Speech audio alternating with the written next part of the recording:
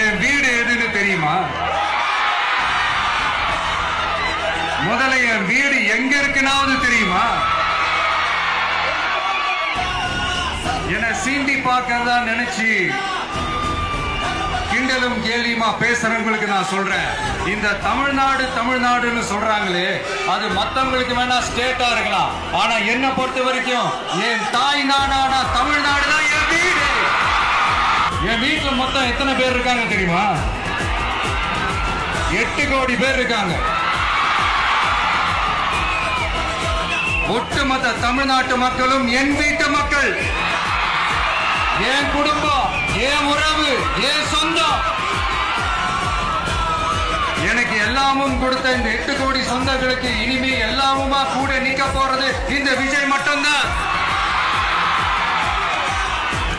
தமிழ்நாட்டோட முதல் படை வீரனா, தமிழ்நாட்டோட முதல் பாதுகாவலனா அவங்க கூடவே நிக்கணும்ன்றதுதான்